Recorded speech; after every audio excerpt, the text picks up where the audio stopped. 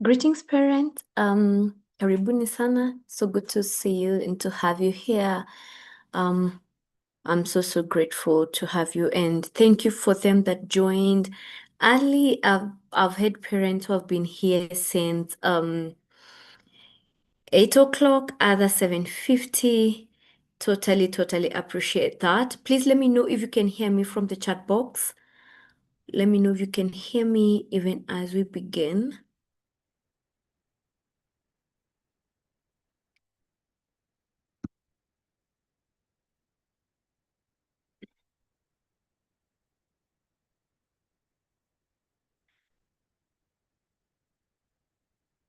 Oh, thank you. Thank you. Thank you, Christine. Thank you, Rispa. Thank you, BK.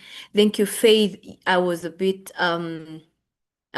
worried because I wasn't getting any feedback. So Asanteni Sana, do we have anyone who has joined us for the first time? It's your very first time to be here in these webinars, Smart Girl webinars. We held so many of them. Let me know if it's your first time from the chat box. Thank you, Claire. Thank you, Clarice. Maureen Asante, Mary Kiumbuku, thank you so much for your feedback. Do we have anyone who is joining us for the very first time? Please let me know so that, oh, thank you, Michelle. It's your first time. Karibu sana. You will learn a lot about our daughters and teenage. Thank you, Terry. It's your first time as well. Anyone else who has joined us for the first time? Please let me know. Wambui, also it's your first time. Beautiful. So we keep on adding more and more parents. Thank you, Clarice. It's your first time as well.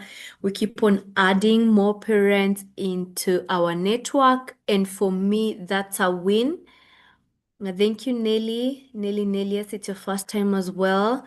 For me, it's a win because if one parent is empowered, girl math is one girl will be empowered as well. So if you're having 50 parents here, I know I have reached out to 50 girls, but it's not only one child. In most cases, it's not one child in the family. So if there is a son, if it's a boy, 3 kids in a family, that's how I do my calculation. So because if I give you the right information that is going to equip you and make you a better parent, then one girl is also going to benefit from that. And if your daughter gets the right skills from you, peer pressure, peer influence dictates that they will try to share that with their friends. So thank you very much, parent.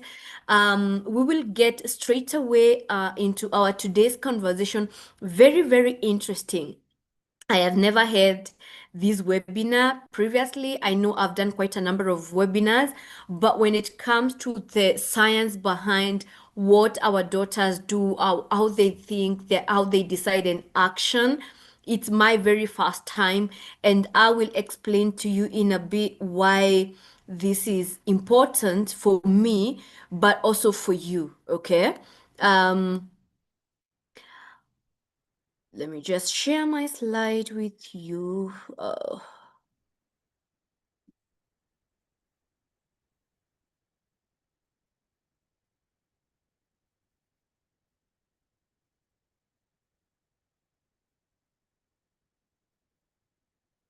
I hope you can see my slides, hopefully. Very nice. So we are talking about understanding teenage brain. Um, just to ensure that you can see me clearly. Teenage brain, and understanding how to navigate their development, emotions, and decision making. The reason I'm saying that is because sometimes we get so frustrated. When we have talked to our children, we have advised them, they know the right thing, but then they end up doing the opposite. Okay? Have you ever been their parent? where you have advised your child, they actually know what they're supposed to do. You've had conversation about it. You've had conversation about them getting hanging out with friends without your knowledge, or working hard and they have a timetable, but somehow they don't follow that. Have you ever been in that space, or it just the parents have worked with that have had that kind of challenge with their daughters? Let me know. Have you been in that space where you have had conversation with your daughter really so many times, but then they end up acting different or doing the exact opposite of what you agreed? If there is nobody, then I'll assume this is not relevant for you. And I'll have to go back to the drawing board. Esther says yes. I have been there. Claire says yes all the time. That's Jackie. Good to see you, Jackie. You're in a different time zone. Thank you for being here. Clarice, I've been there many times. At Michelle, yes, many times. And for sure, it brings a lot of um confusion even in the family. You wonder, most of the time you wonder, am I not communicating the right thing? Are they not hearing me, or they're disrespecting me, or they just want to see what I'll do? And most of the time parents, we do an introspection to an extent of thinking, am I too harsh on them? Am I not understanding their world? So what happens is that you push so hard, but then it will get to a point you start doing introspection and you question your parenting skills, right? Which is very, very wrong. Wrong in terms of where you get to a point where you question your parenting skills. Listen, parent, in this class, I'm not here to judge you. I'm not here to tell you that you have been parenting wrongly. I'm not here to tell you that the decisions you've been making with your daughter are the wrong decisions. No. Every family is unique. Your daughter is unique. Your girl is unique. Your circumstances are unique. The environment where they are is unique. So every girl is unique. But scientifically, there are standards, okay? And if you get to understand this conversation keenly, and if I'm able to provoke you a bit, you will understand why your daughters behave the way they do. But also, you will be more gracious to yourself as a parent, and you'll be gracious and more empathetic to your daughters as well. So for them that are here for the very first time, my name is Brenda Karimi. One of the parents here gave me a new title, which I'm so excited about, a cool auntie. I shared it on Facebook. But I'm a certified life coach. I'm a career counselor. I am not a therapist. I am not, I'm not a therapist because of the content I share, most parents think that I'm a counselor, I'm a therapist. No, I am not. I'm just someone who really loves your daughters, like genuinely loves your daughters, but also someone who has worked with over 15,000 girls. You can imagine, not only in Kenya, but globally. And I have seen a trend in how they behave, how they react, how about their emotions and their feelings. And so if I've worked with 15,000 and I've seen a trend, then your daughter also falls in that category. Chances are, I mean, 15,000, over 15,000 girls is enough population to help us, come into a conclusion on certain issues. But also, in such kind of webinars that I'm holding today, through schools, churches, I have reached to over 6,000 parents having this conversation. Some have brought their daughters to my classes, webinars, one-on-one coaching sessions. Some of them have turned out even to be good friends, surprisingly, and genuine friends, because you've walked them this journey for over 4 years, with their daughter. They gave me their daughter when they were in Form 1. Now they are in university or in Form 4. I mean, it has been a journey. So I have seen the transition of quite a number of girls from when they were preteen, now they are teens, or when they were teens, and now they are in uni, and how that looks like, okay? And I always tell parents that one of my goals is to make your daughter happy. And listen, parent, when your daughter disrespects you or goes against the family rules, or when they do something that is not right, they are not excited about it, they are not happy. Physically and looking at them, you may think that they really don't care and they don't mind about what is happening, but deep within they genuinely care about their actions. And because they are not able to talk about it, then they are guilty, they feel guilty, they feel sad, they feel nobody understands them, and so they get into a place where they can't talk to anyone. They are guilty, but then they don't know what to do. So I want to make them happy, and when your daughter is happy, they know what to do. And if you know that your daughter is happy and they know what to do, they are doing the right thing, you as a family are at peace, all right? And I'm saying this because I've seen parents come to me and they cry, literally. I have had moms call me and they're not able to express what is going through their daughter's life. They call me, they cry, they hang up, they call me again. This is the experience. I've had a parent who didn't report to duty and she took a sick leave because of what the daughter did, and she was not able to like work at all. And she called me in her bedroom and she was, at the verge of wondering what else am I supposed to do. So I have seen this, but also I've seen the transition, of a parent who didn't know what to do, to a point of like, Brenda, I think I've done my best and I am happy about the progress we are making so far. I have had parents tell me, Brenda, thank you for giving me back my daughter. She was getting lost. Or thank you, Brenda, for making me see that I am not a bad parent. So I have seen how your children can bring a lot of confusion and pain in their family. And I've also seen how there can be healing, redemption, peace, joy in the family when you know what to do with your daughter. And I've not only worked with girls and parents here in Kenya. I have, been in quite a number of countries in Africa, like South Africa, Nigeria, Ghana, Cameroon, Uganda, Zimbabwe, and Zambia, and others, but also America, Europe, Asia, Australia, quite a number. And parents, with all humility, characteristics of the girls are the same. They are the same. There is nothing unique about a girl from Africa and a girl from Asia. There is nothing unique. Maybe the environment and culture, but when it comes to how they react and respond to various issues, they are all the same, all right? And so why am I so interested? And actually, I have been so curious. I am not a scientist, okay? I'm not a doctor, I'm not a medic, but I want to talk science because I have been so curious by with the many girls I've interacted with. I've got to a point where, and I'm still learning. If there is a medic here, please welcome. Let's have this conversation. Maybe you can have your input in the chat box. But I have been a student of the brain, and specifically for our teenagers, because I have seen parents really struggle, but also I've seen girls really struggle, to be good girls and to make good decisions and to take charge, of their lives. I have seen that hustle, and it's a genuine hustle.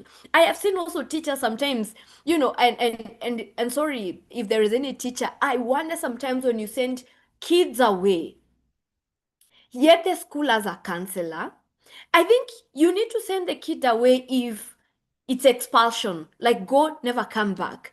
But why are we having counselors in school when you give back this parent a child who was brought in your school so that they be molded holistically? So then when you send them back, what do you want the parent to do? I know you say this is their kids, but is in the school a molding environment where you teachers are equipped, there are counselors in school? Sorry, I might be ignorant. This is my thinking because teenagers are not difficult to deal with. Trust you me, they are not.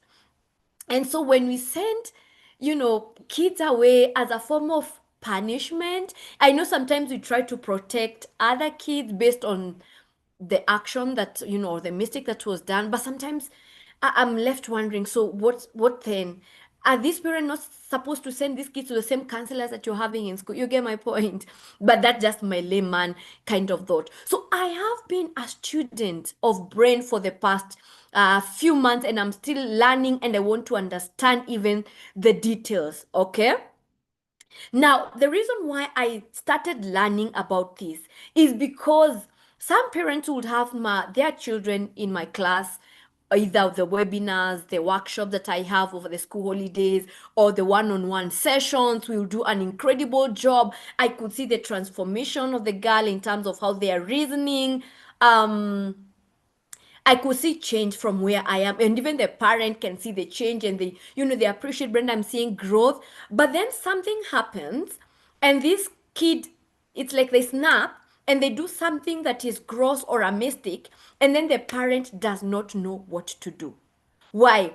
Because sometimes when these kids are brought to my programs or one-on-one coaching sessions, somehow we expect miracles. All right. Now we expect they are not going to be teenagers anymore. Sometimes, and we expect that they are going like to make perfect decisions, no more arguments, they'll not press the button any further. But it doesn't happen that unless they are not teenagers.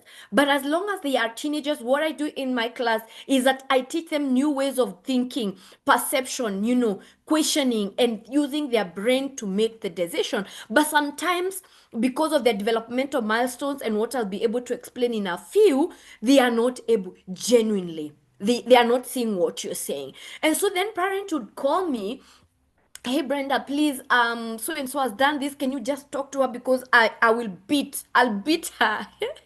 And they are very, very genuine. Okay. And someone will call me, Brenda, I'm putting this girl in cab, and she's coming. Where you are right now, you figure out what you do with her. Some of these parents are here.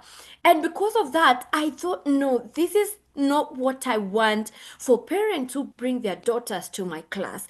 I don't want them to keep on sending their daughters, yet I know it was a small misunderstanding. Sometimes a parent will tell me what has happened. I'm like, you know what you need to do ABCD, and then it works out, right? So I decided to have this conversation. It was to have this conversation so that I help parents understand. So you might be here, you don't have a teenager. You might be here, you have a son. You might be here, you have other kids that are maybe 5, 3. This is going to be beneficial to you. Okay, there's a growing recognition that what was previously seen as immaturity, disobedient, we think our kids are being disobedient. Sorry, it's not the case anymore. That's not the case. It's not a problem. And it's actually a cognitive, behavioral, and neurological flexibility that allows our teens to explore and adapt to their shifting inner world. It's not a problem. For a very long time, we have been talking about teenagers as being problematic, teenagers as being rebellious, teenagers as being disobedient, as being rude. But actually, it's science that is proving that they are not rude. For sure, they are not rude. They are just trying to explore and adapt to the shifting that's happening in their inner world, all right? And now what's happening in their inner world is reflected in their outer world. So we are encountering the outer world. We don't know what is happening in their inner world. Can we get now to their inner world, parents? Are you learning? Is it making sense? All right, it's all about construction. Can you imagine or think about a building that is under construction? So if it's a 2, 3 multi-storied building, they will start with ground floor, they will start with plastering. There's some areas that will be complete before the others, and you can say maybe first floor is done, we need to work on second floor, or ground floor is good, let's now go to the first floor. And that is what I want you to think about your daughter's brain. It's like a renovation project, it's like a construction project. All right, so some rooms are finished, others are messy, and some are not yet even built. So if a toilet has not been fixed in a room or in the master bedroom, you cannot go and start complaining, where is the toilet? I mean, we are still constructing, and if you talk to the contractor, they may not even argue with you. If you try to argue, they'll just leave you because they'll know for sure that you don't understand these. All right. So visualize your daughter's brain as a house under construction. Some rooms are finished, others are not. All right. And I will explain that in a bit. Key areas of developmental that we are going to talk about today. It's called one, prefrontal cortex. The second one is amygdala. And the third is dopamine. These are the central points that control the teenager's behavior. Prefrontal cortex, you may not need to remember everything, really the scientific words, but it's very important to understand what each part does so that at the end of this conversation, we are going to put everything together so that you see how that affects their behavior. All right. Understanding mood swings. Some days she will be excited, some other days she will not. Sometimes she will be, you will do one thing that will really trigger her and maybe she can cry. Maybe you made a comment. The next day you make almost a similar comment and she's throwing it back to you. Like it's not a big deal. All right. And one of the parents I know, she's here. So yes, Saturday I was meeting her daughter. And the first thing that her daughter was telling me, of course, we start our conversation with stories and updates of the week was been, who hurt you, who made you sad, you know. And this girl told me, Brenda, can you imagine dad took us out for dinner? Imagine. And we were so excited. I have never seen, my dad like that before. So in my mind, I'm thinking probably the dad has been, doing, organizing everything for dinners, I mean, for birthdays to be done in the house or something. And of course, after a session, I give a debrief to the parent. So then the parent, apparently the dad tells me, and which threw us off balance for a minute, but I had an understanding. And we're like, I can't understand because every birthday we go out. And for me, we're like, oh, really? Yeah, yeah, every birthday we go out. But this is what we're talking about, emotions, and I'll be sharing more about it. So you can do something negatively or positively that the girl will blow it up. It might be a small thing positive, but it will make so much sense. And trust you me, that girl will never forget that birthday. Dad and mom cannot understand what was unique. In our next class, of course, I'll want to get into the details, what really made that birthday, stand out. So it's the same thing with also a negative kind of a comment, for example. You will make a negative comment or you come home, you are tired, you are not in the mood of conversation because you're just so tired and you're like, excuse me, Abigail, I just want to sleep. Can you talk tomorrow? And she interprets that as rejection and she will never forget. And that's enough reason for her to say, mom or dad hates me. All right. So we are going to talk about three things: prefrontal cortex, we are going to talk about amygdala, and also dopamine. Are you ready, parents? Okay. We get to prefrontal cortex. This is the part of the brain that handles planning, judgment, controls impulse actions or impulsive kind of thoughts, and weighs risk or rather. So for example, if you want to go outside as a parent, maybe midnight, of course you'll quickly think about your safety. Maybe you take something or you call your spouse, let's go and check the car in the garage. I can hear some. So that's so automatic for you. Now, the prefrontal cortex develops, of every human being, develops fully at the age of 25. So prefrontal cortex of your teenager is not fully developed. Okay? So then your daughter knows what to do, but she is not able to do it because there is an impulse towards a TikTok trend that is happening. All right. So she is not able to control her emotions, to weigh the judgment. That is why you will tell them sometimes you need to clean utensils, but then you'll find them watching a movie or scrolling on their phone and you wonder, what didn't you understand? They actually didn't understand. All right. And so, as a parent, you get so frustrated. Then you think you are disobedient. You are not understanding me. You are rude. You are teaching your siblings bad manners. All right. But you need to understand And this, I'll combine this with amygdala so that it makes sense to you. All right. So that part of the brain that is in charge for decision making, making the right decision, is not fully developed. That part of the brain that is responsible for planning. You see, the way we tell your daughter, you need to plan yourself. Wake up early, prepare yourself. If you know you spend time on the mirror, spend your old time, then take breakfast. Let's go to school. She actually knows that's what she's supposed to do. But when it comes to action, that is where you get very frustrated. And that is when the parents don't understand the reason. Am I justifying these actions? Definitely no. Okay? I'm just trying to tell you why you keep on repeating something, yet there's no change. Okay, so then when you tell them also the friends that you are moving around with are bad company, you need to change, she knows actually that. But then when it comes to decision making, it is a bit slow. It's not their wish. And sometimes I tell parents, don't look at your daughter through your age. Don't look at your daughter through your 40 years experience or 50 years experience or 35 years experience. Look at her as a girl who has 14 years of experience. All right. So prefrontal cortex is not fully developed.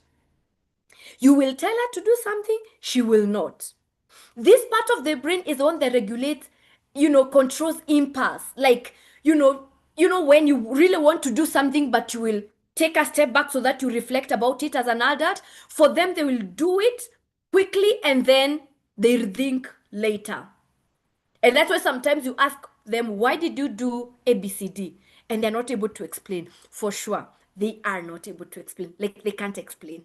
Why? Because their prefrontal cortex that is in charge of decision making is not there, is not fully developed. And of course, it develops differently in different kids. Is it making sense, parent? Is there any question on prefrontal cortex, the part of the brain that governs decision making, planning, and impulse control? It is not fully developed. That is why you will go somewhere and she gets out and goes to the mall because they are not able to see the bigger picture. And I gave an example on Facebook of a girl, one of the girls who was in my session, and she was so excited telling me how she has found a boyfriend and she wants to get in a relationship, and apparently they've met on FB. They'd never done a video call. This according to me, when she helped me, she gave me her, the profile of the boy to look at it. Like, according to me, there were all red flags. And the girl was so excited to go and meet this boy in Kilimani. Okay, the parent, of course, didn't have an idea because they can't trust you to tell you they have a boyfriend. And just asking this girl some 2, 3, 4 questions, it snapped. It made a lot of sense. Okay, and she was like, Brenda, I didn't think about that. Because I asked her, suppose this is not a 15-year-old boy. Suppose he's not actually a real person, or in Kenya, suppose they want to harm you. And she was so shocked. And immediately she blocked this person. To me, they are just excited of the moment. They're not thinking the bigger picture, the insecurity that comes with that. And that is why girls will sneak out, because they are not having the bigger picture. All right. And now we get to the second part, which is the amygdala. This is like an alarm system. It's very important in every human being. And God wired us in a way that it grows, or it's fully developed, I think, by the time a child is around 9, it's fully developed. So you can imagine the alarm system is fully developed. Prefrontal cortex is not fully developed. And this is the part of the brain that processes fear. Okay, it processes fear, it processes anger, it processes pleasure and threat. So it's very active. Teens rely mostly on amygdala to make their decision and to move around, more than the prefrontal cortex, which is designed to help you make decisions. Amygdala is not for decision making. It is the one that processes fear. So if there is fire, that's what, alerts your brain for you to run, or an accident. So then you know what to do, or you are about to fall. This is the part of the system that is quickly, probed by the brain so that it acts immediately. So this alarm system, the amygdala, is fully developed, and your daughters will make decisions most of the time based on this. And it kind of brings some kind of confusion, and this is where we feel very insecure as parents. All right, when you shout, when your daughter shouts, when she slams the door or cries or says mommy I hate you or daddy you're nasty or all that, it's the amygdala that fired the shots so quickly before they think. I have heard so many girls confessing how they hate their parents, especially moms, how they hate their parents. And when you ask them, it's not really hate, the hate that we know. It's because their mom did something that they didn't like. So sometimes parents will have your daughter, tell you very mean words or kind of throw hands or slam the door or roll their eyes or, say very mean words to you. What is happening is that they are perceiving danger, threat. They are perceiving fear. It's like when you're about to fall. When you're about to fall, you'll struggle to get something to hold on. When someone tries to threaten you in terms of like they want to hurt you, or like a madman wanting to hurt you, you run. And so imagine when you try to question or ask or to put some sense in your daughter's mind, the alarm system is up. So when you're trying to ask her, so Abigail, where have you been? They sense fear, they sense danger, and they sense anger. And so naturally, scientifically, the brain takes action. Which part of the brain? Amygdala. So when you're thinking your daughter is overreacting, it's her brain that is perceiving danger.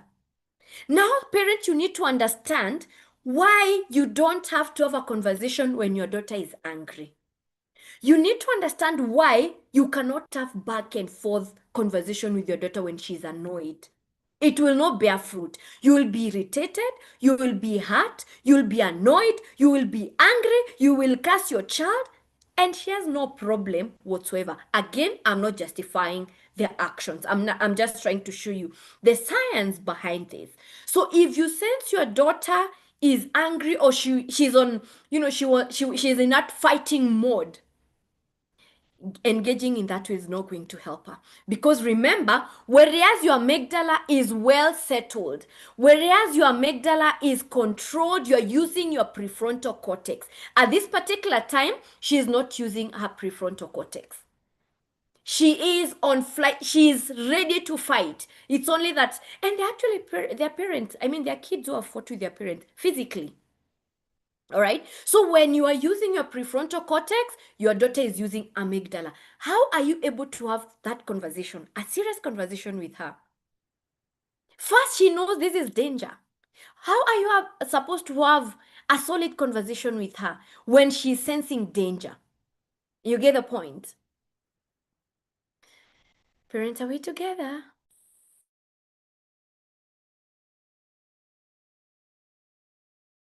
Sorry, I muted. Does it make sense to you, parent? Please let me know in the chat box. Can you relate with it?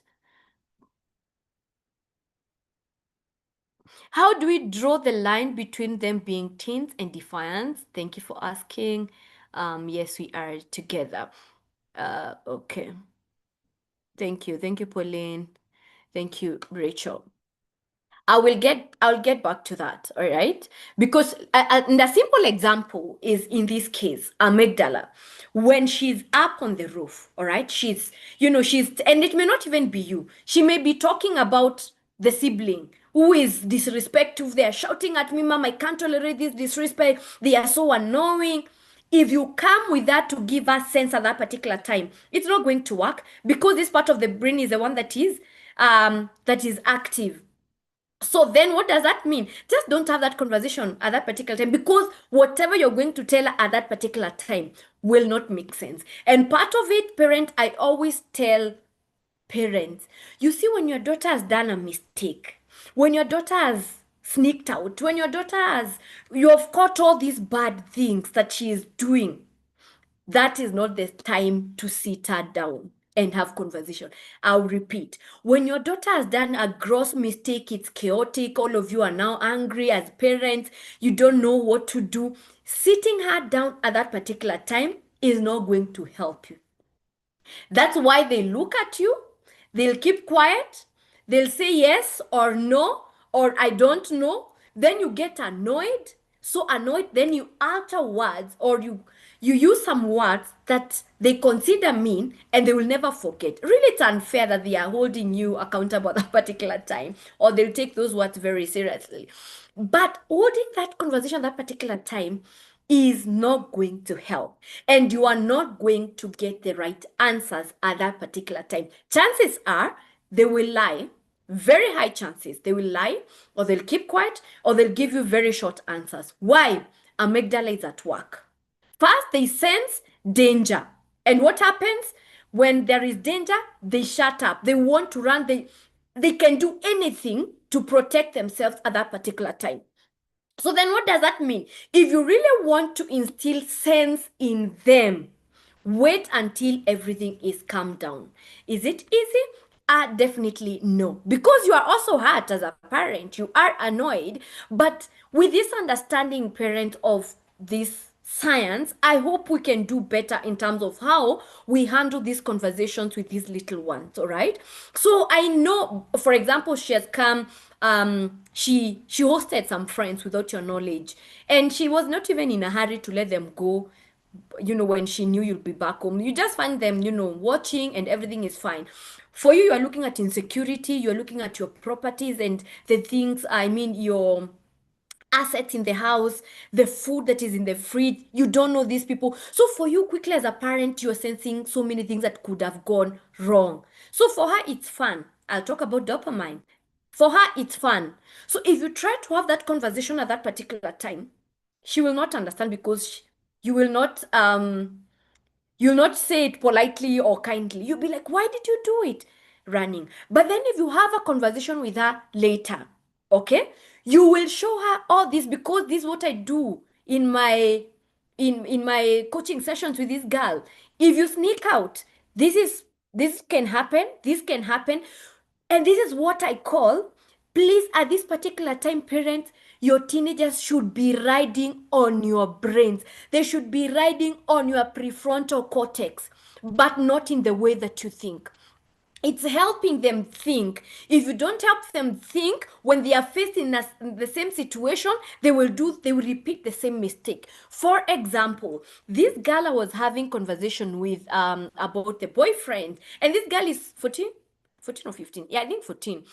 And when I showed her all the insecurities that could come up with that, chances are she may not do it again, because I highlighted the red flag. You check the profile photo. Can you see what's the photo? Oh, this is not even the person.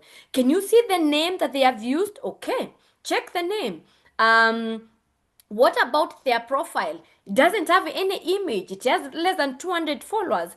Is it 200 or 3 followers? Okay, how come they don't have friends? The next time your daughter is faced with such kind of a challenge, they know what to look for. But if you try to tell, no, it's bad to have a boyfriend, how can you go? That is so wrong. I've taught you these things. You should not have sex before marriage. Da, da, da, da, da, da, da. Parent, it's just an Instagram. So where is marriage coming in here? And that is when they start saying, you don't understand me. You judge me. And they get so worked up, because whereas you're seeing the slow, how it slowly gets into premarital sex, for them, they are not able. So you are trying to have a conversation with someone who doesn't have your point of view. So for you, they start chatting slowly, and then they start having calls, late night calls, and then they want to meet, and after meeting, they want to hug each other. For you, those are the steps. That's what happens. But for her, she doesn't know. And that is why you'll have conversation with your daughter like, Mom, you know me. There are things I can't do. Mom, trust me. Mom, do you think I'm a kid? Mom, Yes, baby, you are a kid, Because for them, they think that everything is black and white. So when they are faced with a decision, for example, your daughter wants to go with the phone to school because other girls go with their phones in school, and you know it's not allowed. And if she's caught with the phone, it will be taken, or she'll be chased from school or something. So because you understand that, you want to protect her from that, but she's not able to see. So telling her don't go with the phone, it's not right, is not going to make sense. Sit her down, give me reasons why you want to go with the phone. Okay, 1, 2, 3. What happens if you are caught? And don't say that you can't be caught, because it's a possibility as long as you are. That's the time they keep quiet and they start thinking. All right? Okay. Can we agree that if you go with the phone to school and you are caught, I will pick the phone until you get to 18 years? Consequences. They run away from pain. They don't want pain. You are not dealing with your daughter Abigail, you are dealing with the brain, your daughter's brain, the science. They run away from pain. They detest pain by all means. All right? Let's go to the third one. So we have said the first one is the prefrontal cortex, the part of the brain that is in charge of decision making, impulse control, planning. We have said it's not fully developed. And because it's not fully developed, sometimes you'll see they are a bit disorganized. Sometimes they'll make wrong decisions many times, but not because they want, because they actually know the right decision to make. But somehow they are not able to make it at that particular time. In other cases, they'll make the decision, based on circumstances and the dopamine the dopamine levels at that particular time. The second one is amygdala, which is like the accelerator of the car. It is always on acceleration mode all the time. It just needs a little force and it goes.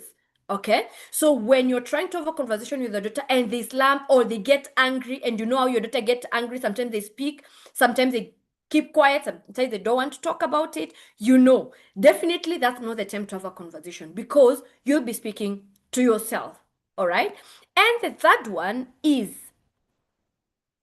dopamine. This is the reward system. And now teenagers experience a surge in dopamine sensitivity, especially in social situations. I call it the feel-good hormone, which is so high at the teenagers, level. It makes rewards like social media, peer approval, fitting in, people pleasing, gadgets, eating a lot. It makes them come out so alive, like extra powerful. And her brain craves reward and pleasure more intensely than adults.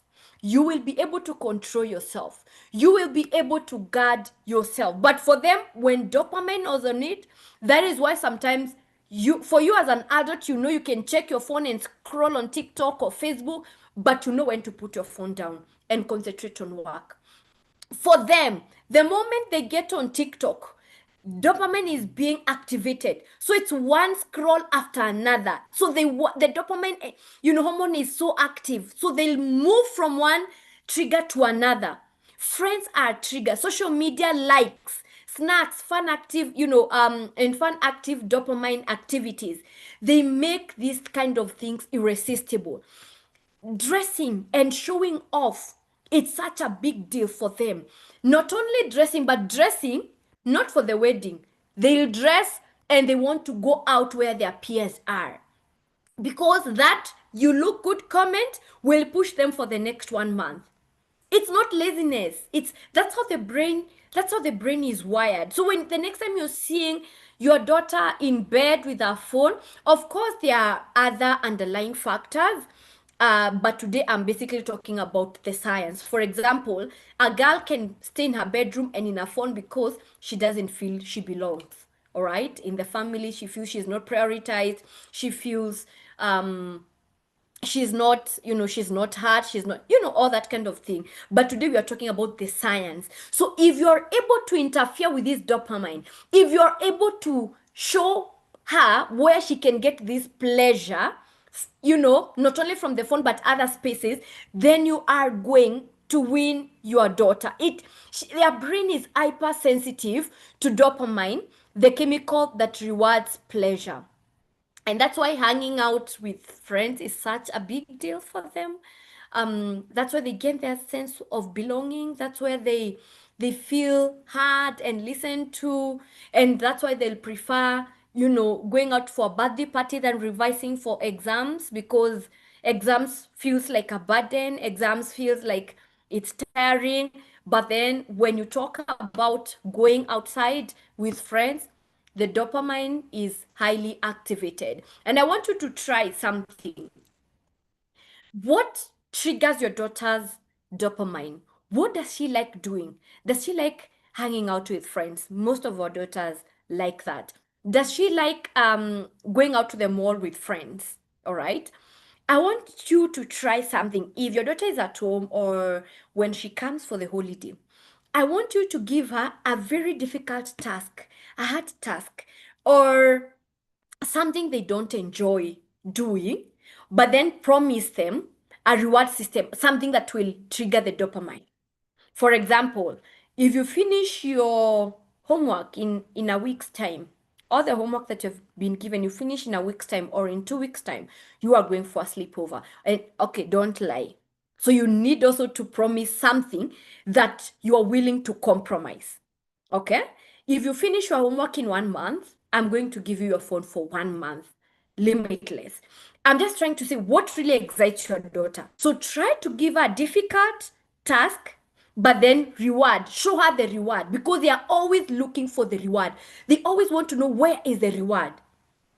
And rewards trigger this dopamine, which is very, very and hypersensitive in their lives. Okay, so when you're having conversation with your daughter in terms of the chores at home, responsibilities at home, of course for them they shy away because it looks like work and it's not exciting. How can you make it exciting? And that is what we talk about reward. We don't talk about, I'm not saying that you bribe them, do this so that I do this. No, you are trying to trigger dopamine. And now what happens as you consistently do that, they know you do a responsibility, and then you will feel good about it. So even when you remove the feel good thing, they still associate that action with feeling good. I don't know if it's making sense. Let me give you, for example, you clean the utensils, you do laundry, you watch a movie, a series without disruption. So you do that, this is the reward. Trust you me, in 2 weeks, you will not tell her to do laundry, you will not tell her to clean the utensils, even if there is no movie. Even if there is no power or Wi-Fi in the house, they will do laundry, they will clean utensils. Why? Because it is a habit that you have helped them to develop. So the more they clean the utensils and then they watch a movie, the more they clean utensils, then you give them a phone for 1 hour, they clean utensils, then you go for a movie. That's a habit that you have created. So they know cleaning utensils is equals to a reward. It's equals to dopamine. It's equals to feeling good. When you remove the feel good, the habit is still there. They associate the action with the feel good. Does it make sense? I just gave you that as a simple assignment or task for you to try it at home with your daughter. Trigger this dopamine. Find ways to trigger this dopamine hormone, then help them to create habits within their lives. Some parents are struggling with, helping their daughters develop habits, maybe like cleanliness or tidying up their room. Try out this. Attach this attach the responsibility with a reward system. And they will do the work because they're seeing the reward. Let me see some comments from your parents. So we have talked about the three. We have talked about the prefrontal cortex. We have talked about the amygdala. We have talked about the dopamine. Three key parts of the brain, or chemicals in the brain, that really help your daughter make decisions, control their feelings, the reward system, and feel good.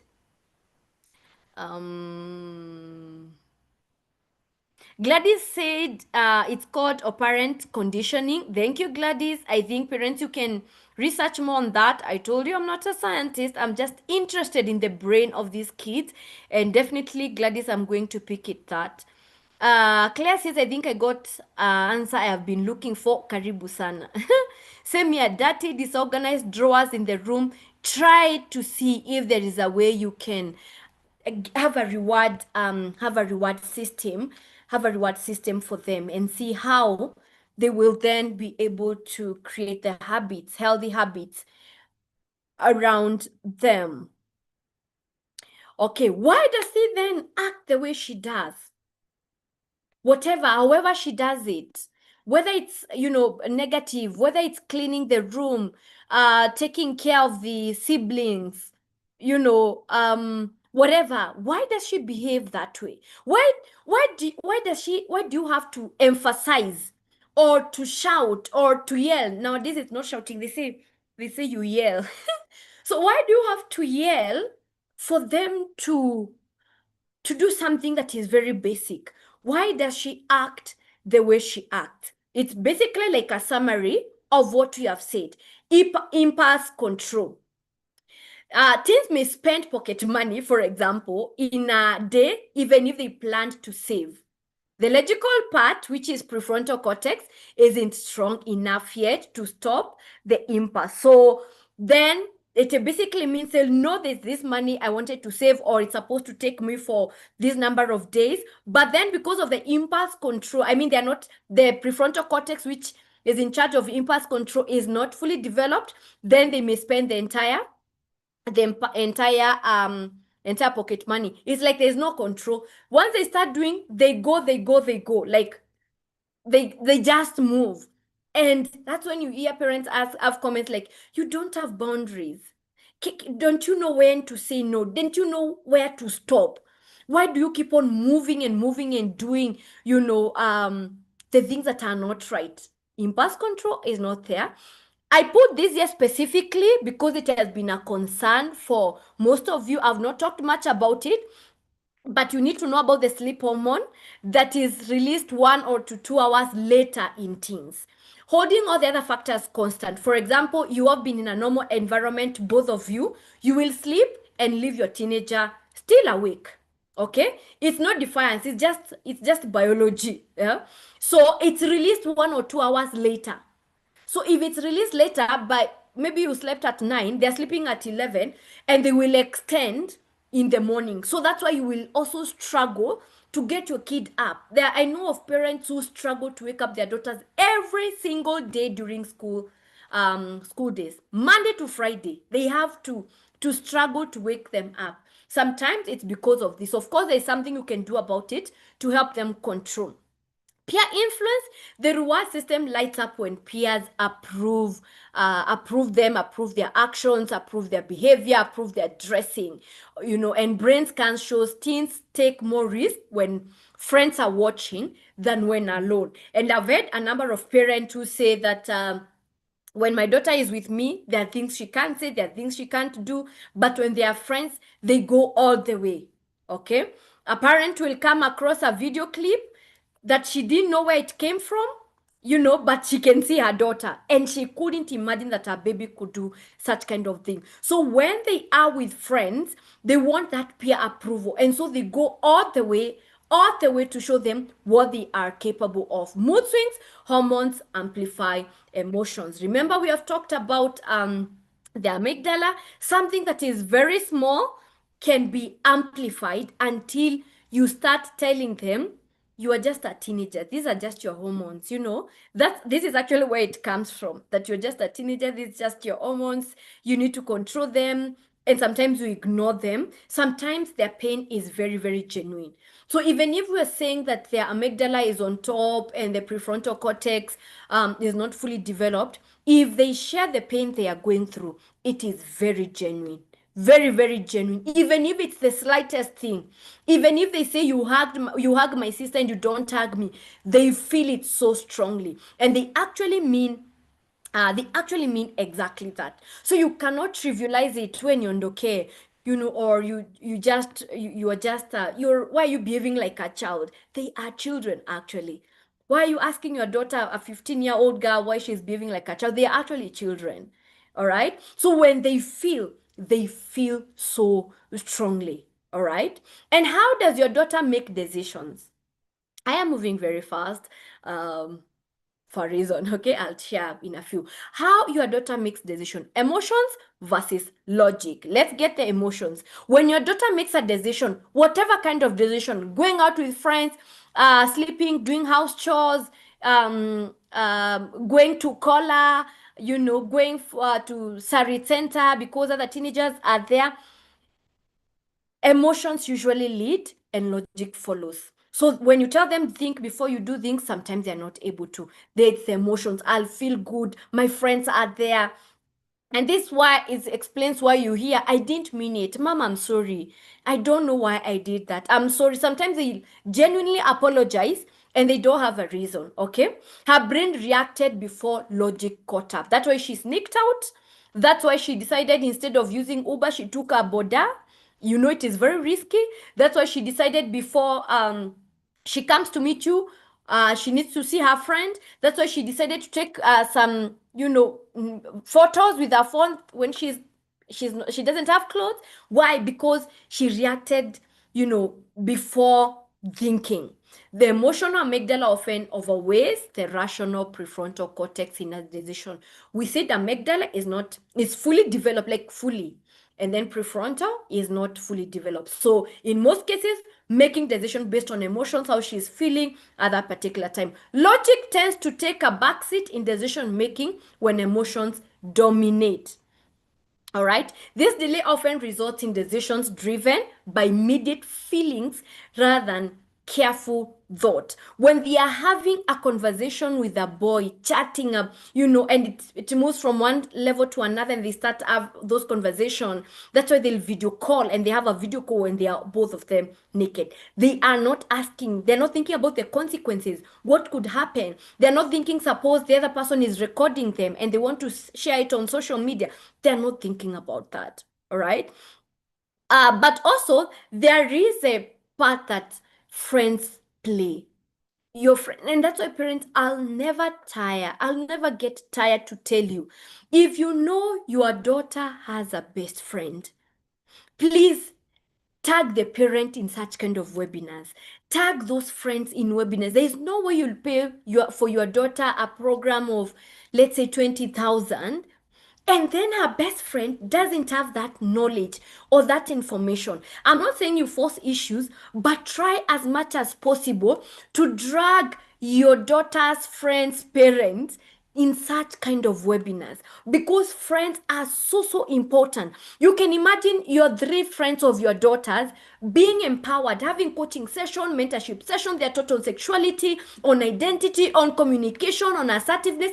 The 3 of them, how powerful will that be bond? Because then what will happen is that they'll also keep each other accountable. Friendship is not only the negative part of it. They not only influence each other negatively, but also positively. If they choose to study and get good grades, they will, because they'll be challenging each other. What if instead of sleepovers for fun, they're having sleepovers so that they discuss? They think they're having an overnight maths discussion because they can. If they can stay up the whole night partying and laughing, they can actually stay up the whole night. Decide it's an overnight for mathematics.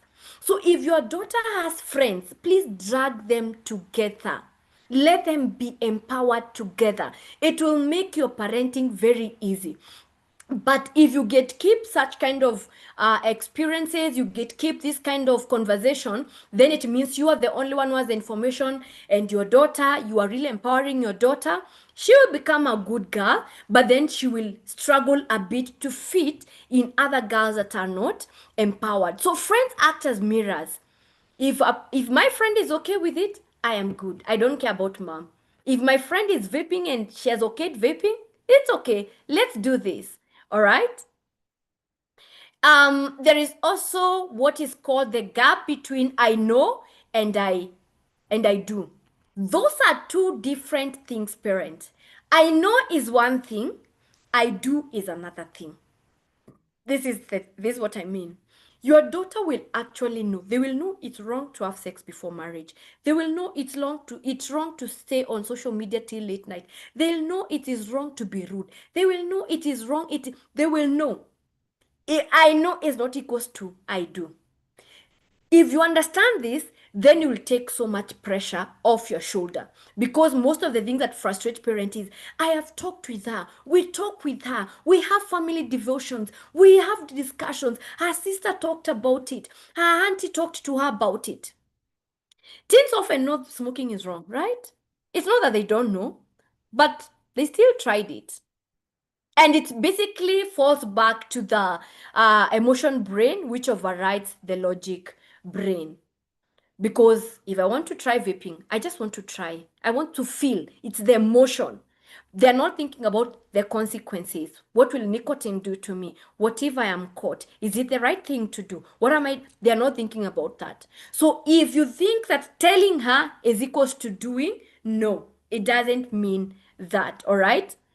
Knowing facts does not equals to changed behaviors until self-regulation matures. The key thing here in this conversation, I know Jackie asked, so then what do we do? Self-regulation. Teach your daughter self-regulation. But also, and parents, coming to a conclusion, if you have any question, feel free to put it on the chat box. You are the big person. Please let that sink. You are the big person in this conversation. And at some point in this call, I mentioned that your daughter needs to borrow your brain.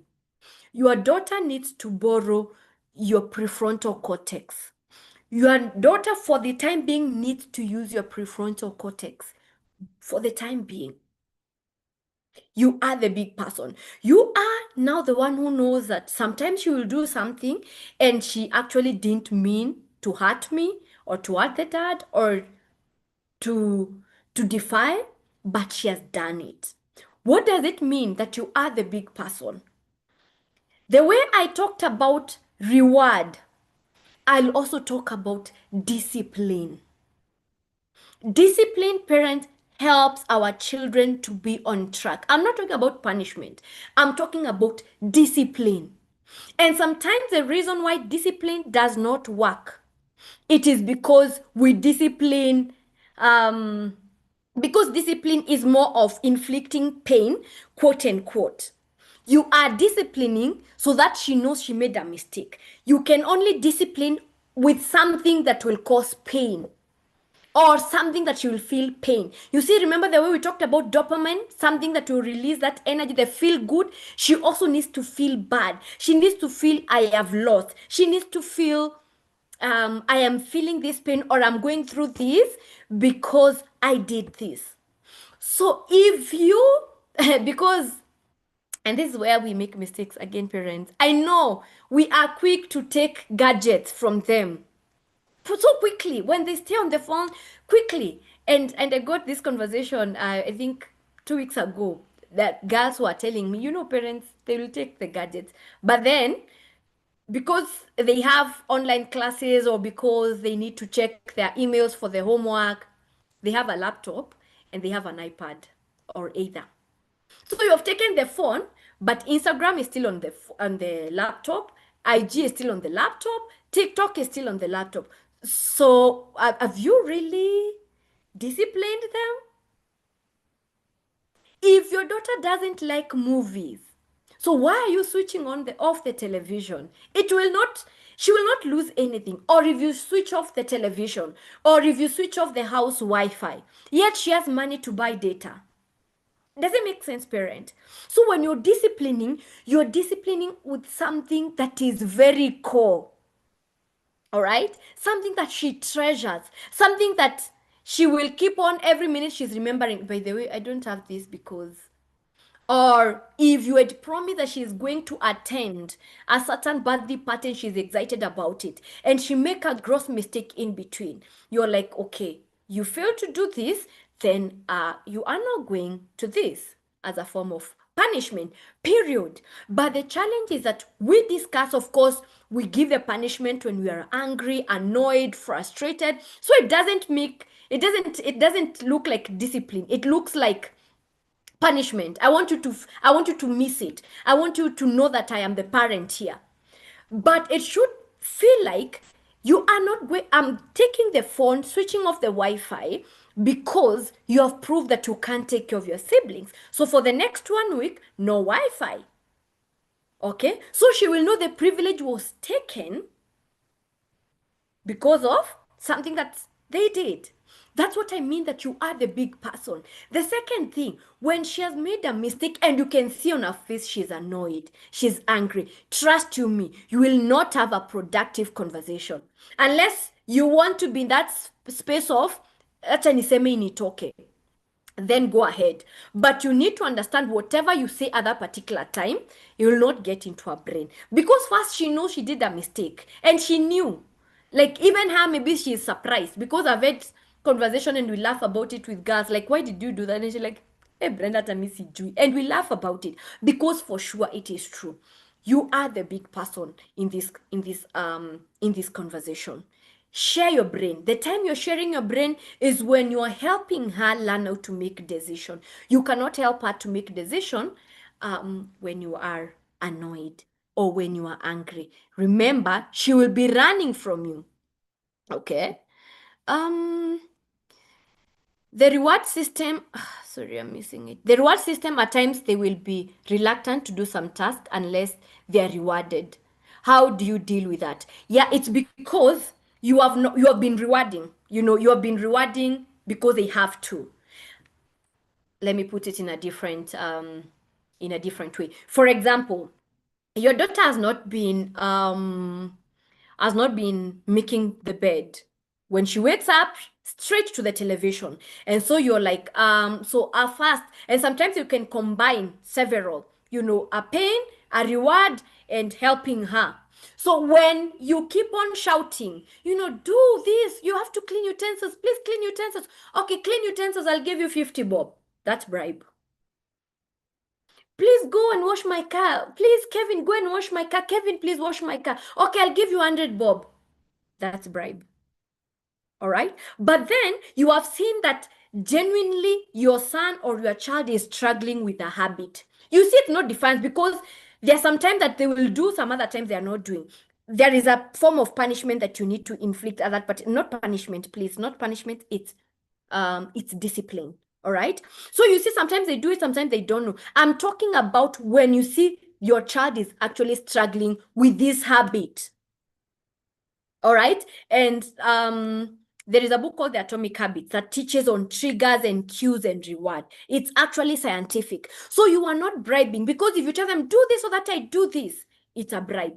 But if you allow them to clean utensils and do the laundry and, tidy up the room, and you're like, oh, this is a good thing. And because of this, I'm bringing you ice cream. You didn't agree about it. Okay, so you're bringing ice cream. The other time, oh, this is nice. You've also done ABCD. This is amazing. Let's go out for a walk. If they love it, okay? Also, don't force it. So there is a thin line between bribing and rewarding. You are rewarding the effort. You are rewarding the act, the process. Bribing is more of the end game. So I will pay you once you clean my car, but I will reward you when you have seen the process you have taken. Because sometimes you can tell them to go and clean the car and they are complaining, they are murmuring and stuff like that. I hope that makes sense. I have gathered so much. Small things that we say without bad intention affect them greatly. That's for sure. Why they shut down, and okay, thank you, Michelle, for that.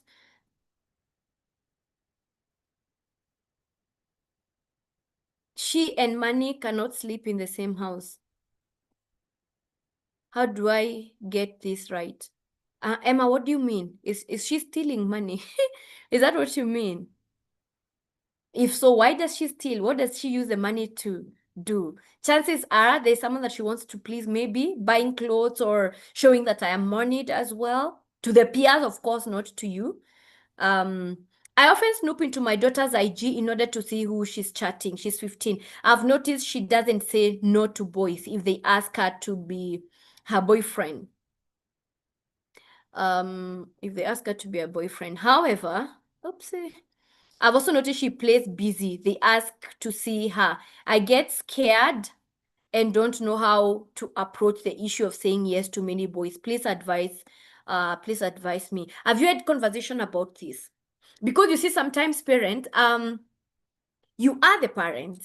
And sometimes I tell parents, keep the boundaries, don't make it so obvious that you're snooping on your daughters. And even when girls come to my class, I'm like, what you tell me, I'll not tell your parents, between me and her. But parents, for sure, there are things they can tell me and I'll not keep quiet. Especially if it's life-threatening, I will definitely tell the parent. But I will tell her that I'll tell the parent, or I encourage her to tell the parent herself. So sometimes it's important to have this conversation. What does your daughter know? Is she a people pleaser? Does she struggle with saying no to people? Does she struggle, to put off people? What's the real issue? Because also making herself busy, it's a technique, which is good, but also sometimes that technique does not work. Okay, if she's a people pleaser, she may not be able to say no, but also she'll play safe how she's playing. Please make your questions coming, keep them coming. I will respond to them in a few. And dear parents, I want to ask you, do you sometimes feel like your daughter doesn't listen no matter how much you talk to her? Like you keep on talking, talking, talking, advising, guiding, but she doesn't listen. She'll keep on repeating. Have you noticed your daughter pulling away? Maybe spending more time on her phone, shutting you out, or snapping at you, and you wonder, where did I go wrong? You are just having a conversation, a normal conversation, or you asked a simple question and she has snapped and now she's crying. You don't know what to do. Have you ever asked yourself, why does she talk to her friends but not with me? And I've had quite a number of parents say, my daughter will laugh with her friends on phone, they'll do video call, but when she comes to the living room, she's quiet, gloomy, she doesn't talk to anyone. And I would want to ask you, parent, would you like your daughter to feel safe enough to tell you anything, even the hard stuff? Wouldn't you love to rebuild trust so that your daughter actually runs towards you, not away from you? Is there, if there were tools to help you raise a fearless girl, confident girl in today's world, would you not invest time, and your resources to learn from them? Would you not do that, parent? Because is this not what all parents are looking for? But also, doing nothing has a cost. If you have said yes to one or more of these questions that I've asked, if you do nothing about it, then there is a cost. I don't have girls in my classes who are always problematic, or who are always in pain, or who are always giving their girls a hard time. No, like the girl who was excited that the dad bought a cake, took them out for dinner. She's an amazing girl. It's not, she doesn't have any problem.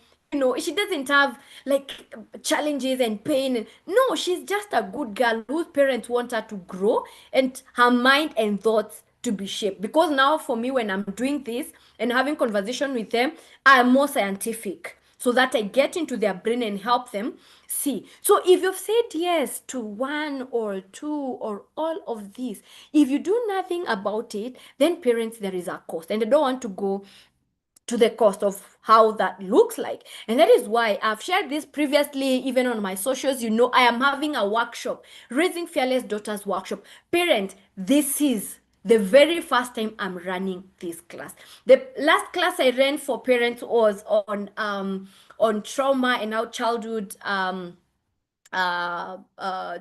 experiences affect how we parent.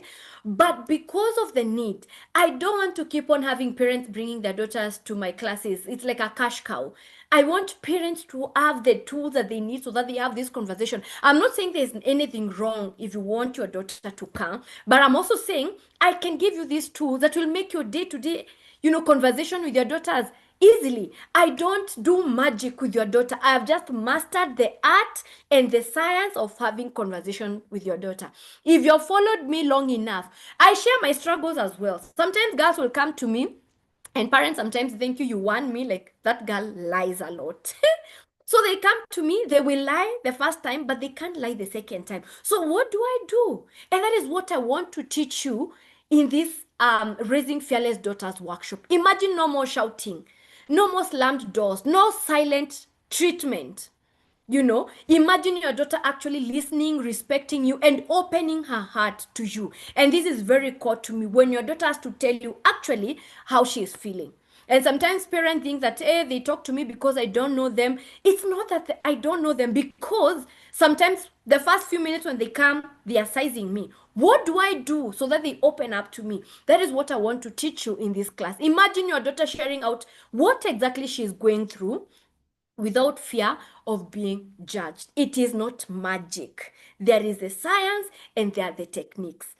Parents, that's exactly what Raising Fearless Daughters workshops gives you. Tools, not just vibe and motivation speaking. I'll give you tools. Point number one, point number two. This is the tool to use. This is the what you can do. Case studies, tools that work with today's girls, not against them, because you are working with your daughter, not against her. Okay? And parenting doesn't have to feel like war. You doesn't have to, like, every time your daughter is going to school, it's like a fight. You have to fight about, shopping. You have to fight about she wants to do what that is was not in the shopping list. So now you have to incur an extra 10,000. She doesn't want to go back the day the others are reporting because of her own reason.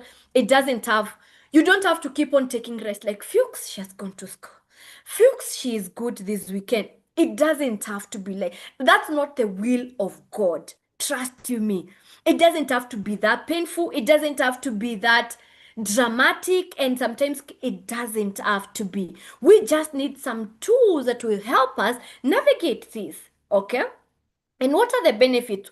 What you will work with. Now, this is my most interesting part of it.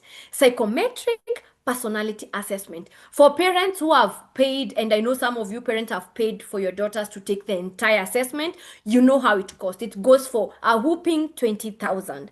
But I am giving it here in this class. Every parent will take psychometric personality assessment. It's not for fun, so that you understand how your personality affects how you parent your children. And the good thing is, once you attend this class, it's not only your daughter will benefit, but your other children.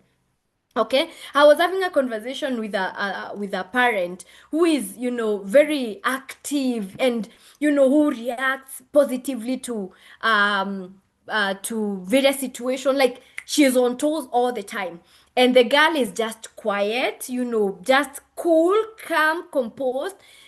An attribute that would really admire. And the parent was asking, why can't she be sharp, quickly do things, but I'm like, but that's not her. And then in the conversation, she was like, but even my husband is like that. He supports me. And I'm like, so why do you want your daughter to be like you? She can also be like the dad. And she was like, Brenda, I didn't see it that way. Some simple things. How does your personality affect how you parent? Is it possible that you might be projecting, you want your daughter to be exactly like you, but she looks like the dad? Some simple things that can really make your work easier. But also, the second thing is proven tools that correct and guide. When you bring your daughters to my class, I'm not only all the cool auntie, I correct and I actually rebuke. Like, I know a girl I was meeting earlier today, we had a conversation like, mom does not have to remind you every single day to do laundry and to clean and to clean the utensils. No. And we agreed with her, mom is not going to remind her for the next 1 week. Let her do a laundry. And she was so excited. I called the mom. I'm like, this week, don't remind her to do this thing. Let's see how that works. But it's just not, I just told her. We had to talk about it. I had to help her see how that structure looks like. So, proven tools to correct and guide not only your teenager, but also your 8-year-old, but also your 6-year-old as they grow up. Let them find an empowered parent. The exact language that will make her open up. I can say the exact language that makes them call me cool auntie. I am going to be very real with you. We are going to have case studies from you parents, and case studies from even other experiences that I have had with other girls, okay? Because I want you to have the tools. It doesn't have to be dramatic, parent. It doesn't have to feel like it's It's hell. It doesn't have to be painful. It doesn't, sometimes, and sorry to say, but sometimes it's not prayer. Sometimes it's how you actually interact with her. Sometimes it's you stepping back and allowing her to calm down and then picking up the conversation when she is in the right mood to have that conversation. Sometimes it's not prayer. Sometimes it's discipline that will work in just to help her develop those positive habits. And this is the class parents raising fearless daughters plus a free psychometric personality assessment.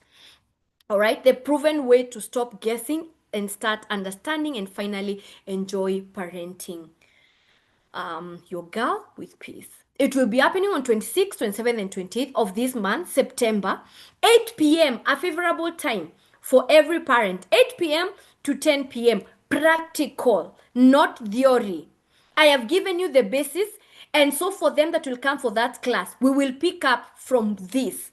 You know, prefrontal cortex, amygdala, and dopamine. We are building now on that. So what are we supposed to do with our children? Let's talk about our past experiences, how they are influencing. And this class is going for the early bird, which ends today. It's 10,000, but the normal price will be 12,000. Now, this personality assessment, parent, it is scientific. That's why psychometric personality assessment.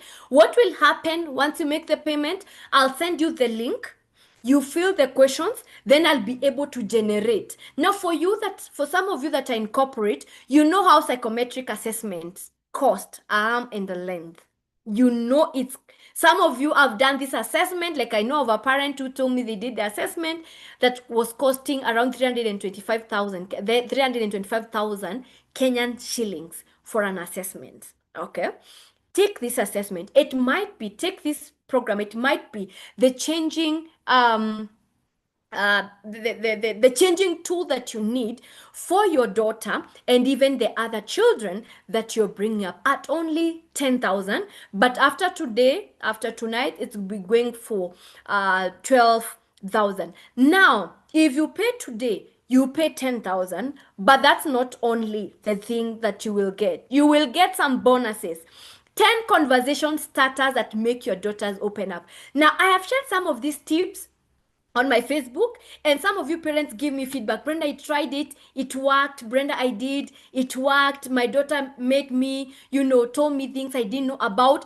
I will customize this for your children. You will just give me a brief of your daughter, what happens, and I'll customize these 10 conversation starters for your daughter to open up and to rebuild trust. The second thing that will happen, it's a mini consultation with me. Just limited slot for those who will sign up today.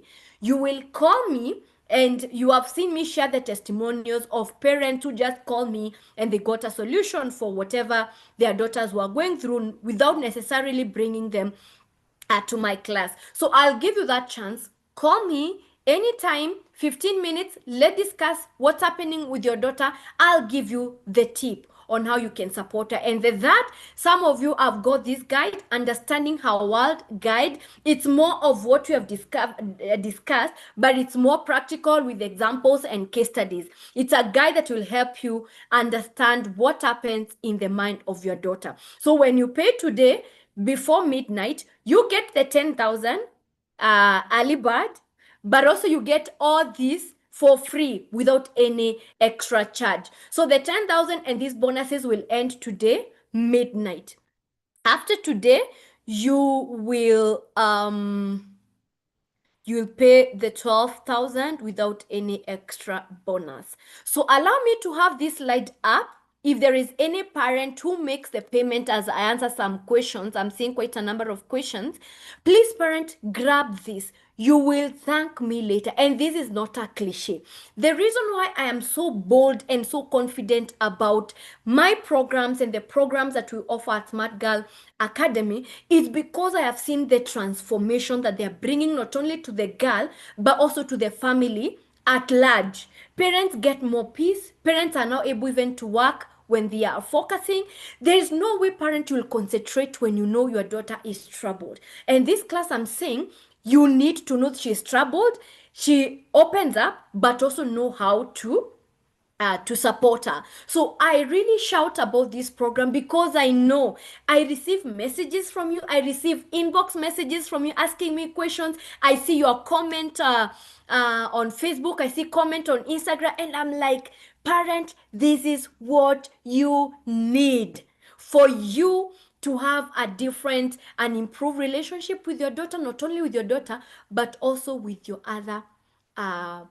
with your other children. Now, I can guarantee you, parents who will join this class, they will get testimonies. Trust you me, because the way it is developed, or the way it will be developed, it will be ideal for every parent who has a teenager or children that are coming up. So grab this, make the payment. Once you make the payment, send me a WhatsApp message. Send me the link to the WhatsApp message. By 20th, all of you will have done the assessment, the personality assessment, because the first day on 26th, we will do now the interpretation of your personalities. What does it mean?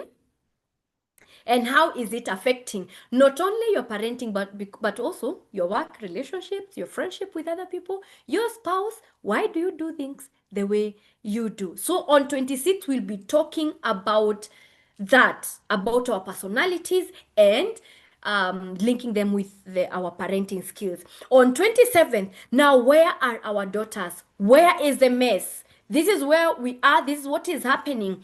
Case studies, you parents asking direct questions, but also sharing with you what exactly is happening. And then on 28, what are the solutions? These are the tools. Tool number one, tool number two, use this. But it doesn't mean if you feel stuck after this class, you can always call me. All right, you can always call me, because my goal is not to give you some hot cake and hot potatoes and then I leave you stranded. I will work with you until I ensure that you are in a good space. Um, Let me see some questions that you might be having.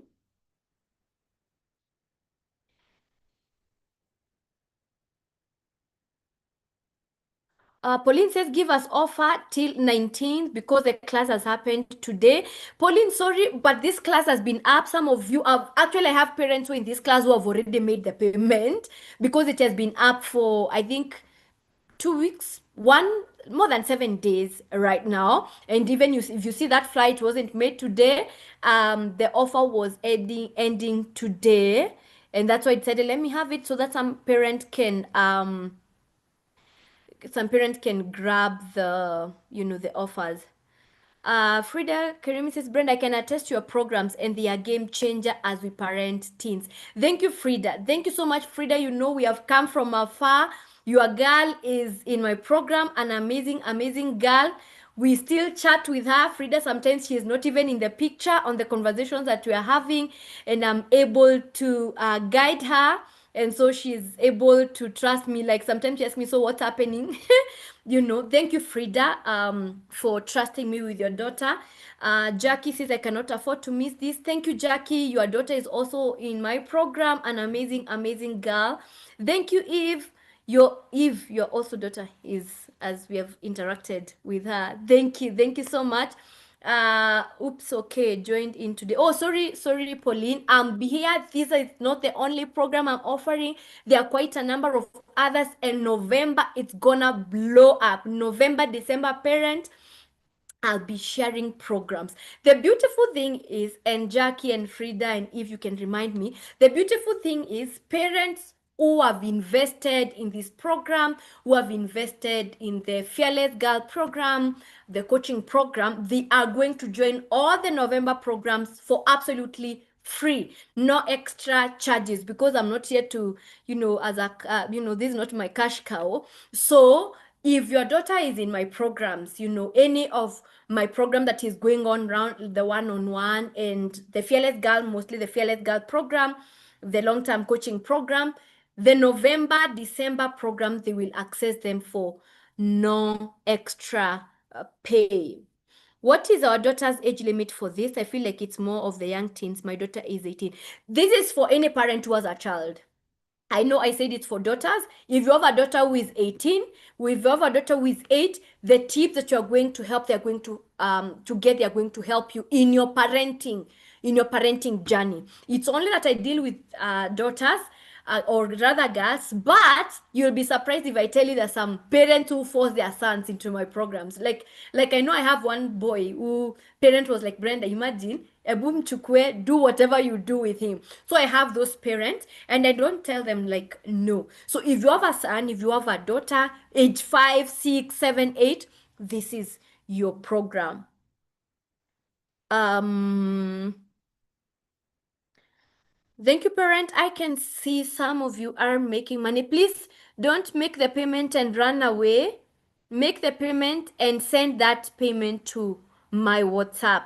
It's very, very important. Send it to my WhatsApp so that you get into my records. I'm just giving you some more minutes if there is any other parent, because the moment we get to the day ends midnight, the offers are over. The offers are over, and also the early bird is over.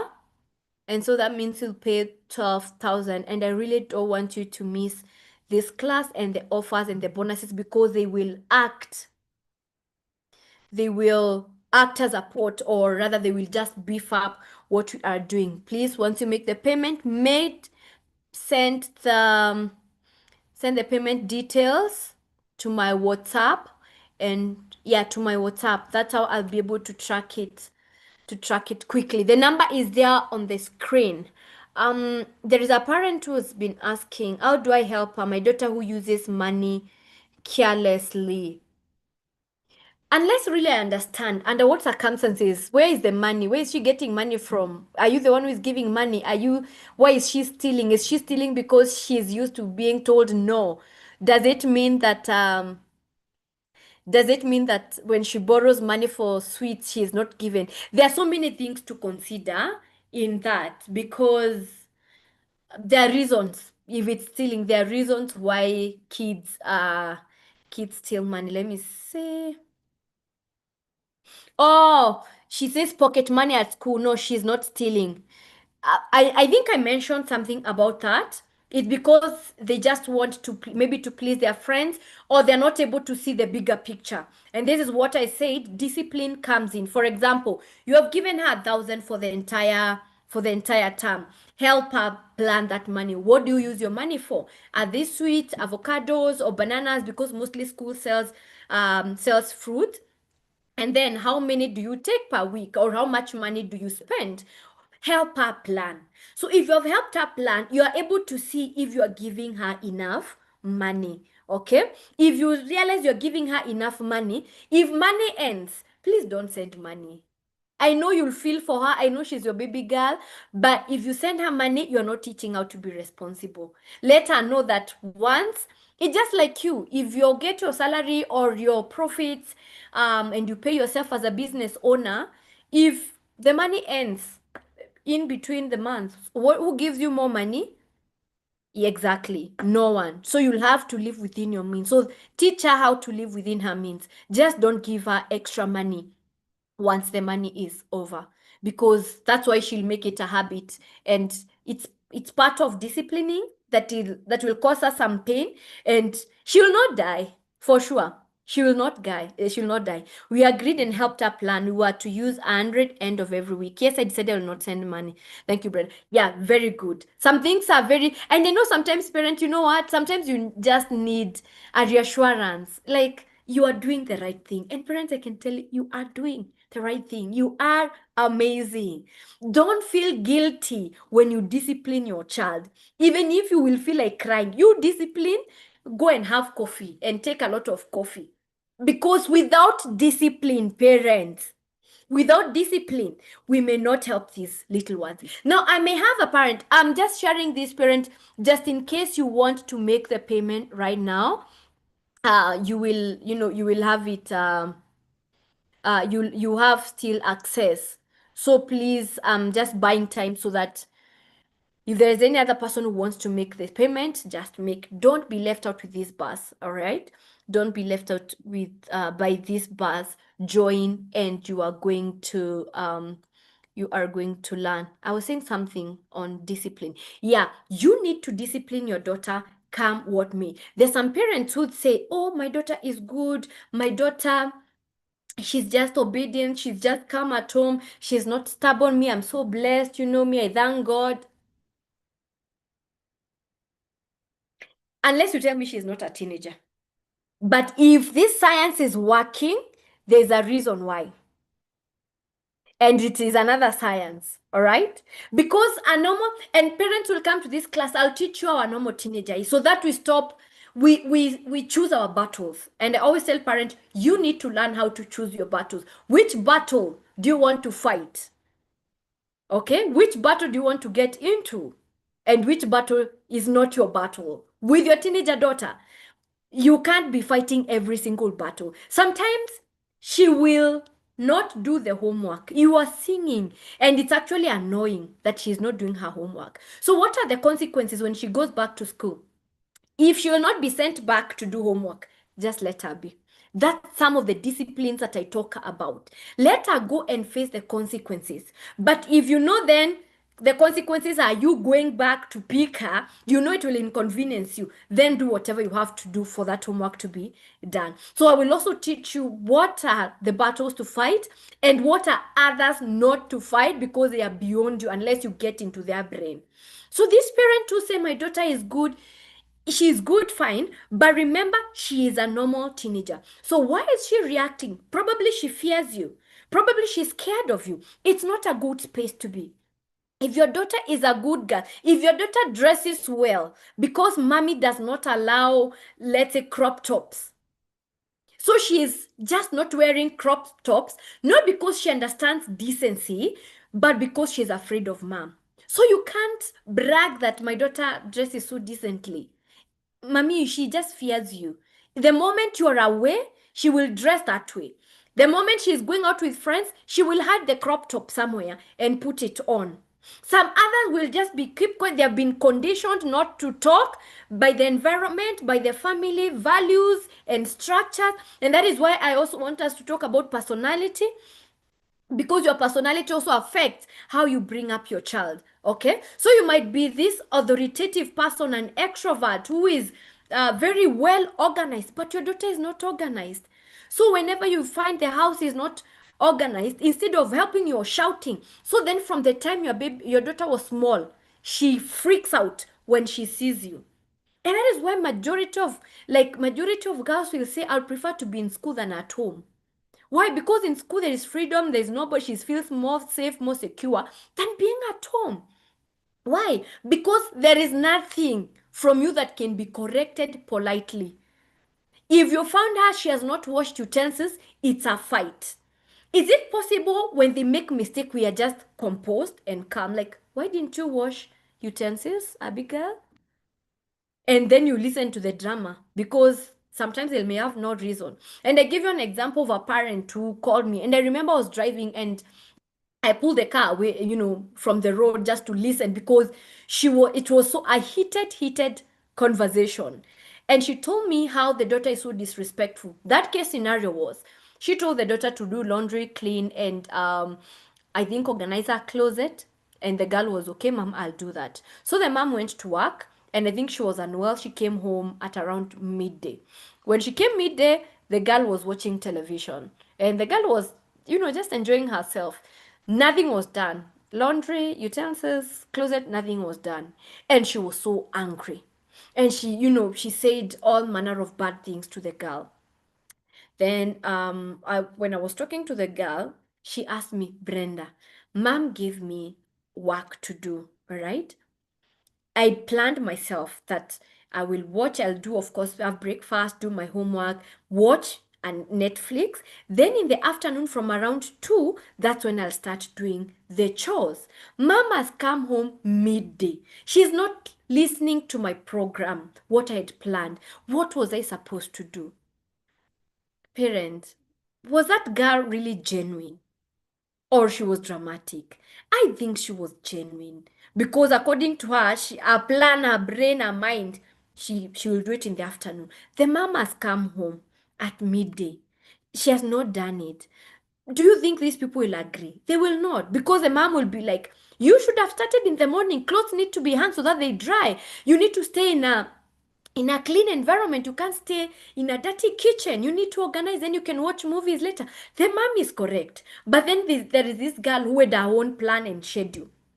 All right. So this mom was actually supposed to listen to the girl and then give her some sense. Like, so in future, it's okay, you can postpone organizing your closet, but then you see you have to wash your clothes or do laundry so that you hang them, they dry, and we unhang them so that they don't sleep outside or they don't stay outside because it can be dusty. Okay, when it comes to cleaning utensils, then it is okay to have to clean the utensils first once you're done with breakfast, because you don't want a dirty kitchen. It will attract insects, it will attract flies, it will attract, so then you need to do that. What this is, parent, what I was calling sharing your brain with your child. Share your brain with your child, because the next time you give her the same responsibility, she will remember, okay, clean because for them right now it's questions. Give me a reason why I'm doing this. It's not a bad thing. And now even the parents will join for this class, will talk about generation. What are the characteristics of this generation? And one of them is they are give them a reason why they're doing something.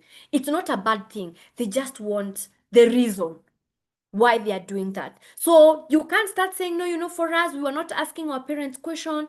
We were just obedient, whatever. How old are you again? Perfect. There is a whooping 25 years between you and your daughter. And you want her to behave the way you're behaving in 1975. Is that even fair? It is not fair. All right. Parent, I want to say thank you. I think there's nobody else. I've been seeing parents making payment, and I will acknowledge after this. Pauline, are the programs online? Yes, Pauline, they are online, virtual, on Zoom. Those plans are always there, but never executed. Never executed. Discipline. Discipline. The next day, switch off the Wi-Fi, change the password, and for the next 3 days, let her know that she didn't execute, she lied the first time, the second time. Now it's the time to discipline. Because you can't carry the television. Change the Wi-Fi password. Something like changing the Wi-Fi password is strong, and maybe taking the phone and no gadgets is so painful to them than what some parents do. That is caning. It is so, so painful. All right. So remember, you're not disciplining just for the sake. You are disciplining to work with the mind and cause them know that there is pain if you don't do what you are supposed to do. Thank you, Caroline. Yeah, sharing your brain. Where? It has to math. By all means, it has to math. So thank you, parents. I'm thinking there is nobody else who needs to make the payment. If you need to make the payment, please, the 0733179990 is the WhatsApp number. Ask for this flyer so that you make the payment. As long as it's not by the end of the day, you get all the bonuses. Once you get the bonuses, it is your right to get them. Ask for them anytime. Immediately you get, ask for the bonuses once you make the payment. But also, there is a time that we release them so that we avoid the workload. So we just send them at the same time. But don't stay and say, oh, I didn't receive my bonuses. Please ask for them if they delay. So thank you so much, parent. I want to see you in class. Is there any parent here who will join me, apart from the ones who have paid? Are you here and you're saying you are going to join? Give me a yes in the comment section so that I know how many of you I'll be expecting. Let me stop the share. Parents, the class has come to an end. I really, really appreciate and thank you. Thank you. Oh, thank you. Eve says yes. Jacqueline says yes. Caroline says I will. Good. See you in class. It will be fun. Yes, if I get the money. Emma, you're going to get the money. Where there is a will, there is a way. You will get the money. and we celebrate. Pauline, yes. See you parents in class. See you in class. This will be the best decision you'll ever made when it comes to your parenting journey. Vivian says definitely, yeah. So thank you, parents. See you again. If you're not following me on Facebook, you're missing. There is a whole masterclass that happens there. Please join and learn.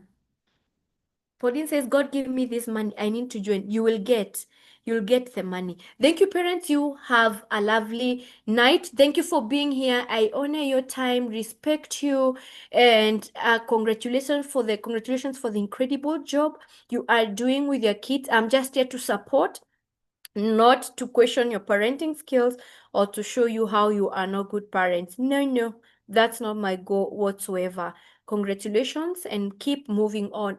And finally, for the 43 of you who are here, remember that God has given you those children as a custodian. You are a custodian. They have a whole purpose, they have their life. God has a whole plan for them. Each one, the 5 of them, the 3 of them, your teenager, you see the way you feel like she is messing around, she's messing with your brain. Imagine God has a plan for her. Imagine just God has a very nice plan and she will accomplish her purpose. And you will look back and you say, well, thank you, God. We overcame that. Don't forget that. Never, when you look at your daughter who is disturbing you, or your daughter who is quiet, or your daughter who is not performing well, remember, God Almighty has a purpose and a reason for their lives. You are a custodian. What do you do as a custodian? You empower yourself. You ensure that you're doing the right thing. And parents, I can really talk. That's another class that was about to start. Thank you. Have a good night. Bye-bye.